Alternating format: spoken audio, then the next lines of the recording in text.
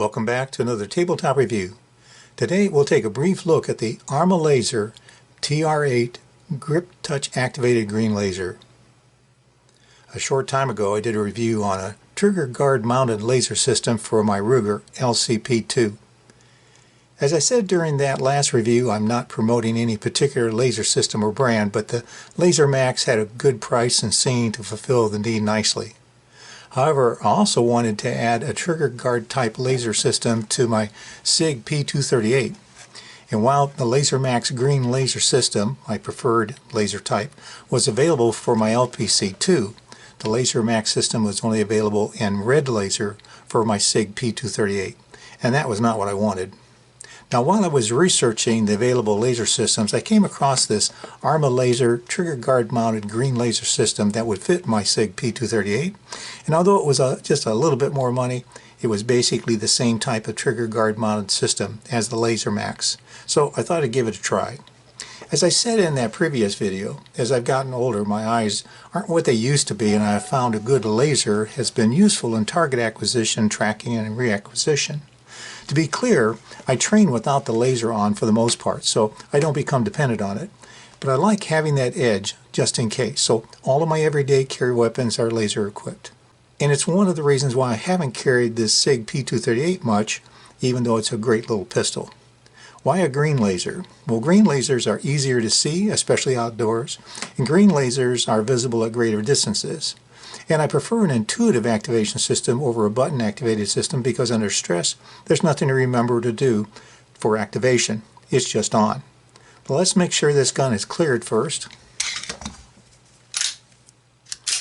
By the way, if you enjoy this review, be sure to like, share, and subscribe. As for packaging, the ArmaLaser laser sight comes in a clear plastic box.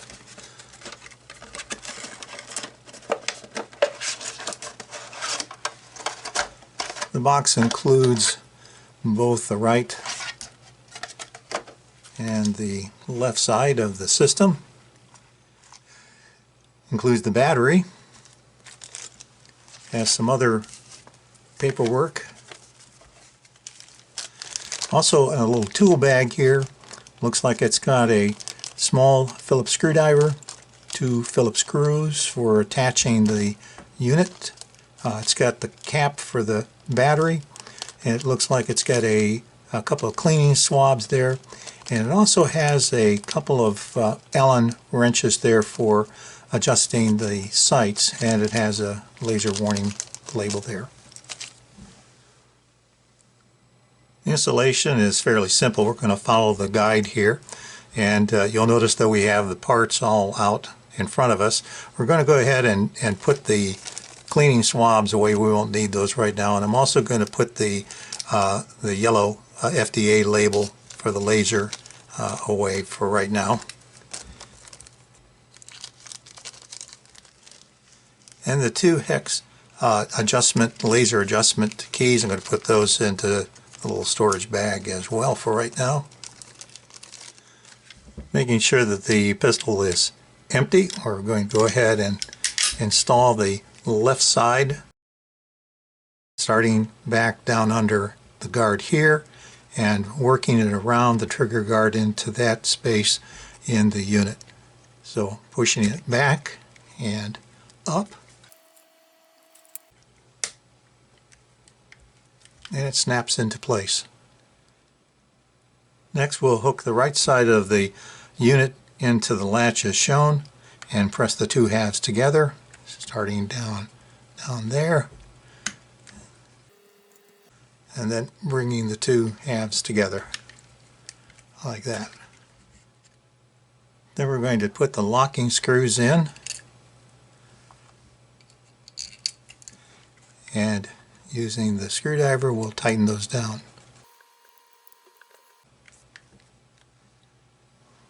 Next we'll insert the battery.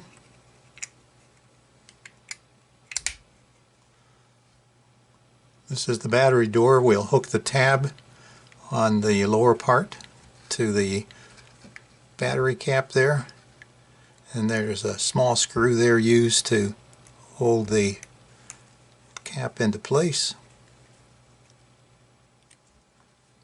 Now we'll check it for function.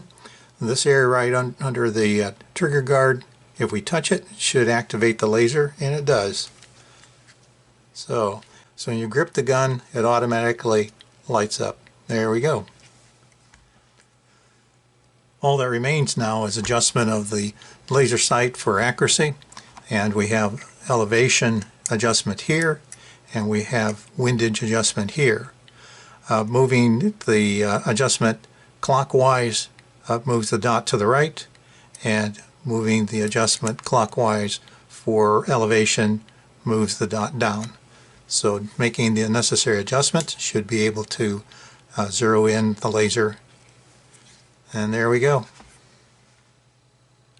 As for features, the ArmaLaser sight is activated by touch, so when you grasp the gun, the laser activates. There's a master on-off switch down here to activate or deactivate the unit, and you can choose the pulse mode or solid beam. Unlike the LaserMax system, the ArmaLaser does not have an auto shut-off after 10 minutes to prevent the battery from draining accidentally, but given how these systems work, I'm not so sure that's really needed. Both the ArmaLaser and LaserMax sights come with a 5-year warranty. By the way, ArmaLaser includes a holster guide for finding a holster that will fit your gun with the addition of the ArmaLaser system. And they have an online holster guide on their website. I give them 2 thumbs up for that. Very nice and very useful. Alright, as for function, how well does this ArmaLaser system work? As I mentioned in my earlier review, I've got quite a few laser grip systems in my collection. Most are Crimson Trace systems, and they weren't cheap. They all work well enough, and I've had some for more than a decade of use. Overall, I think they're acceptable. However, depending on the gun, because they all have a button that is activated when you grip the gun, there are times when your finger can miss the button, or you can have times when you haven't provided enough pressure on the button, so no laser. Not good. And I've heard from some people about the side position of the Crimson Trace laser can become blocked by the shooter's own hand. I like these Grip-Touch activated systems better, but especially I like these add-on units because they're extremely slim and compact, and if the unit breaks, I can easily replace it or discard it. And add to that you can get it in a green laser and at a very low price. The ArmaLaser sight seemed like a pretty good choice. Like I said, some of my Crimson Trace units are more than a decade old and still working just fine. So how well this ArmaLaser will hold up, only time will tell. Although this wasn't intended to be a comparison review, there is the obvious question of how well does the ArmaLaser system compare to the very similar LaserMax trigger guard mounted laser.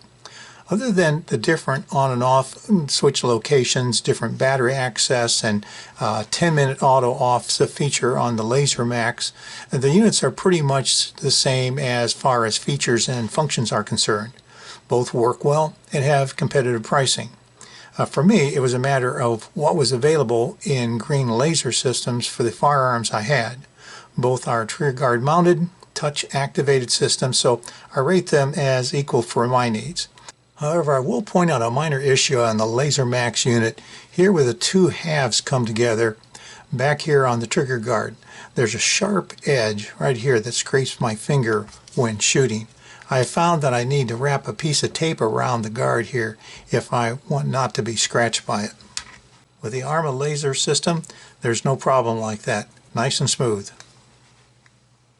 As for price, the retail price on the green ArmaLaser is $148.75, which is what I ended up paying plus tax, but ground shipping was free, so the ArmaLaser unit cost me about $15 more than I had paid for the LaserMax, but that was a special sale on the LaserMax, so in the end, they were basically about the same cost. Still, that's about half the cost of a Crimson Trace grip laser system.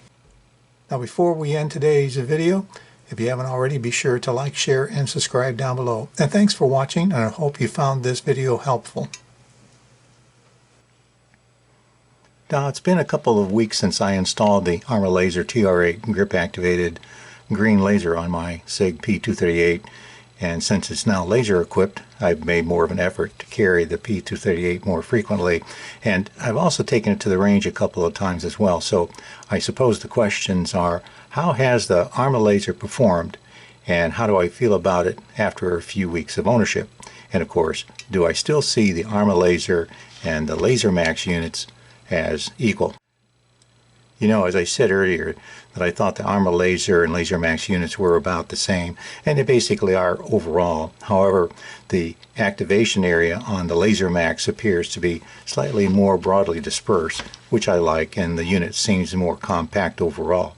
I like the hex screws better than the Phillips head screws, and I also like that there's no battery cap showing. However, I found that the master switch operation and location on the ArmaLaser to be more practical for my needs, since once I've set it, I'm done with it. With the exception of turning it off when I'm at a range. The LaserMax ambidextrous master switch is okay, but I've hit it more than once when I didn't mean to because of its location on the small LPC and where my finger naturally wants to rest. Good thing it has a 10-minute off function, because I've indeed turned it on constant by mistake a couple of times, and with the little area where the two halves come together that creates that sharp edge on the lower trigger guard on the LaserMax units, is still an irritation when shooting. Otherwise, both units have functioned as they should, and both have held their zero setting. Both units reduce the trigger guard area a bit, and both provide a bit of a challenge when it comes to finding a holster you like. However, basically, I like both. Given what I paid for them, I feel I've gotten my money's worth with regards to providing a minimally intrusive, reliable, intuitive grip-touch activated laser solution that works. Of course, this review is specifically on the ArmaLaser TR8 system, so what do I think? Well, if I had to choose between the two brands, I probably would indeed choose the ArmaLaser. The smoother installation and master switch location and function tilt the scales a tad more in favor of the ArmaLaser. But in the end, what I really wanted was an intuitive green laser solution for my SIG P238. And the point is that the ArmaLaser TR8 has indeed fulfilled that need very well, and that's what really mattered. Any weapon you carry is better than the one you left at home. Thanks for watching, and hope you'll be back for my next tabletop review. Until next time, stay safe.